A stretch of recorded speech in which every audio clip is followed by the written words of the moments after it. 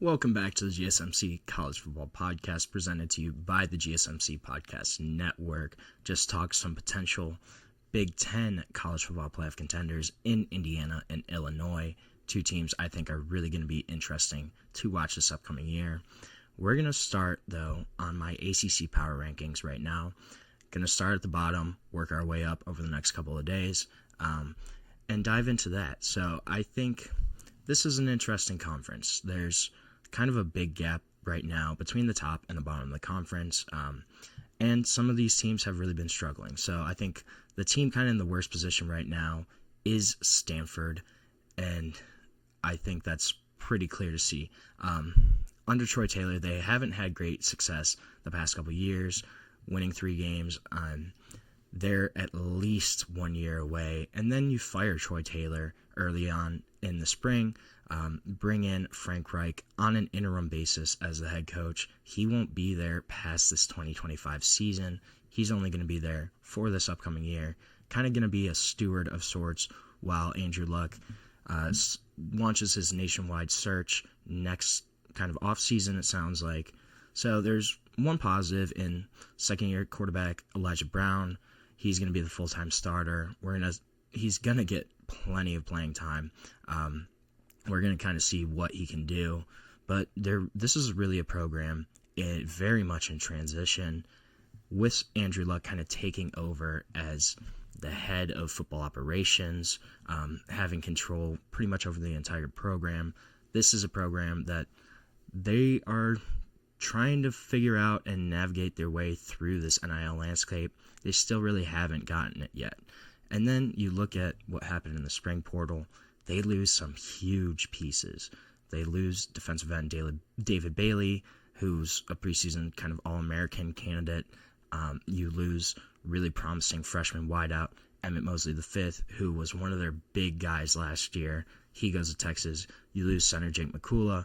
He leaves.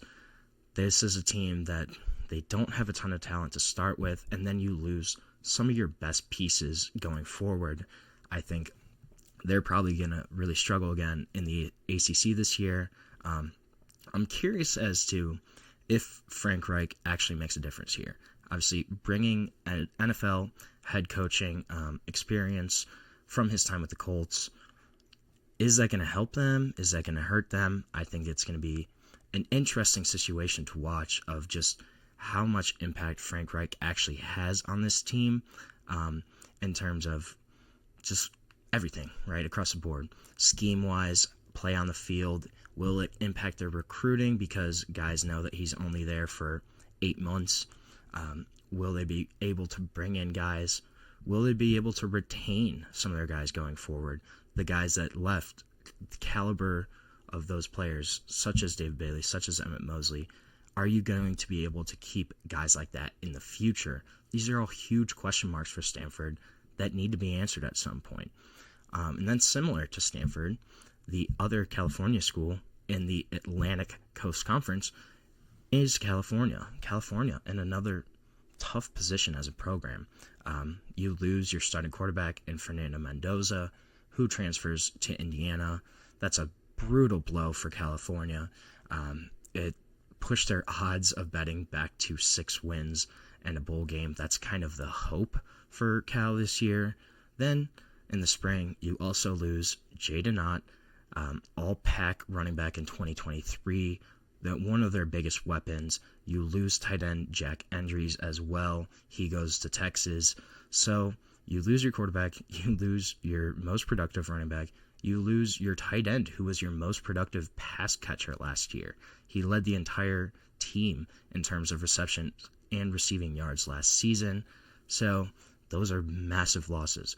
And then, besides Jaden Ott, they also lost another 3 or 4 running backs in the portal. I can't remember the exact number. It's either 4 or 5 guys that they completely lost from that running back room. So that room has to be totally rebuilt. And then, of their first 5 games, 3 of them are road games. They have to go to Oregon State. They have to go to San Diego State. They have to go to Boston College. And then they also have a 4th road matchup against Minnesota, who could potentially be strong. I don't know. Not a huge believer in Minnesota, but I think right now I believe in them a little more than I do in Cal, but there are some pluses. They bring in quarterback Devin Brown, who had spent the past couple years in Ohio State's room, was the primary backup for a while.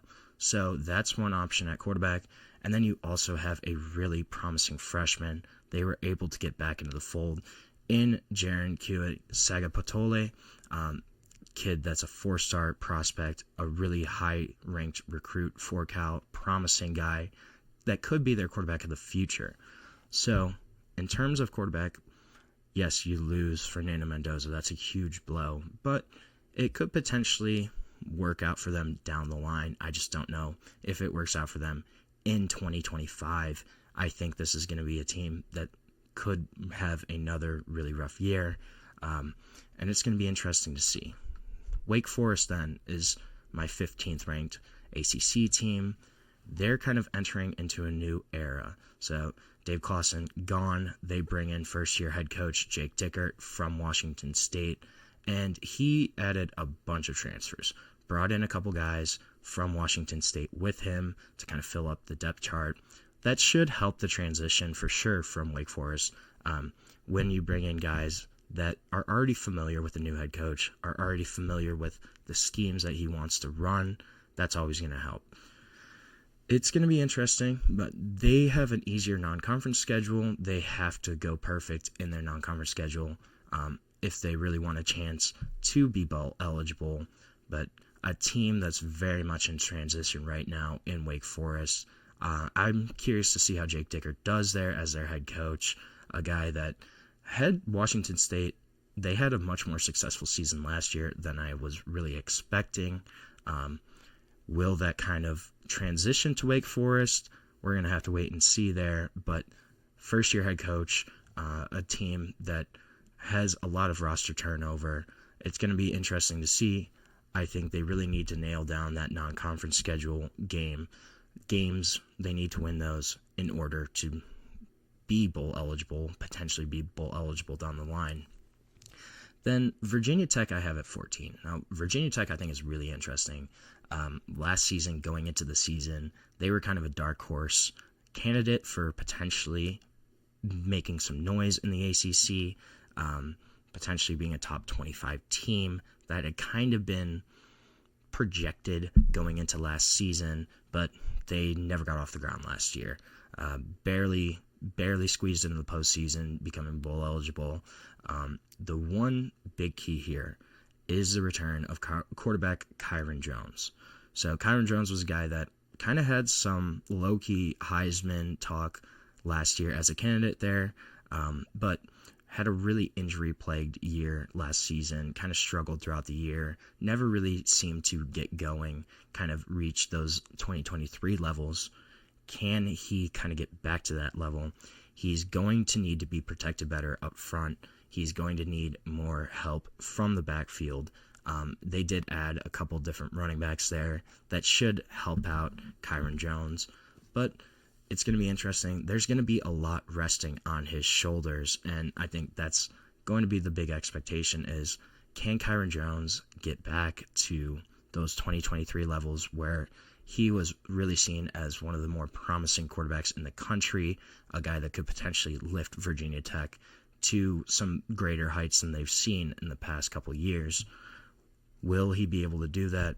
It's pretty much going to rest on his shoulders, I think. And if he can come back, stay healthy, kind of return some of that production, Virginia Tech could be a lot better than where I have them ranked right now. But that's still a huge question mark. I think they're going to be an interesting team to watch, and we're just going to have to kind of watch out for them. Now, 13, I have North Carolina State. And North Carolina State, they're really one of the more unpredictable teams kind of in the Power 4 realm. Dave Doran, head coach there, his track record kind of says that last year's 5-win team, that should be an anomaly. They should kind of bounce back, but this roster still isn't super strong. The state of it is kind of a question mark, and I think this might be a team where there's another year of kind of hovering right around bowl eligibility, 5, 6, 7 wins. But North Carolina State certainly could surprise us and bounce back and have a really strong year. I think they're too well coached to kind of struggle for that long. I just don't know if this roster is talented enough and is able to kind of push them over that marker. We're going to have to see, though. I think they're going to be one of the more interesting teams to kind of watch and see where they end up throughout the season in terms of ACC play and in terms of throughout the country. And then I have Virginia at 12. So Virginia, this is a team, a program that really hasn't been super strong historically.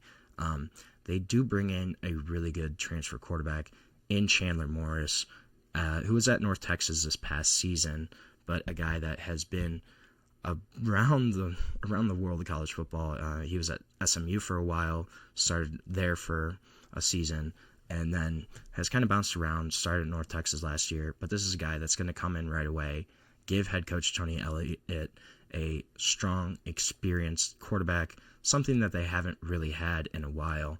They had Brennan Armstrong a couple years ago, but I think Chandler Morris is a higher caliber of quarterback and a guy that's going to give them a big boost in the passing game in just terms of reliability and experience. And then they have a pretty smooth non-conference slate, but they miss Clemson, Miami, Georgia Tech, and SMU. They don't have to play any of those 4 teams this year, which I think are 4 of the stronger programs in the ACC this upcoming season. So you avoid all of those teams. You have a more manageable ACC slate that really kind of bodes well for success for the 2025 season for the Virginia Cavaliers. That's a huge thing. Scheduling is huge. Just like I talked about with Indiana and Illinois, I think Indiana might be a stronger team, but Illinois has a easier schedule. I think that's kind of similar to Virginia and some of these other teams like Virginia Tech, like North Carolina State. I don't know if Virginia's roster overall is stronger compared to some of these programs, but looking at that schedule, you don't have to play Clemson, you don't have to play Miami, you don't have to play SMU. Those are huge teams that you avoid, and it makes their season a lot easier to navigate.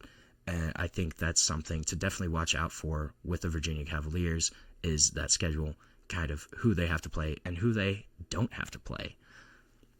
So we're going to take another short break here. When we come back, we're going to continue the ACC trend, talk a little about Clemson. But stick with us. We'll be back on the GSMC College Football Podcast.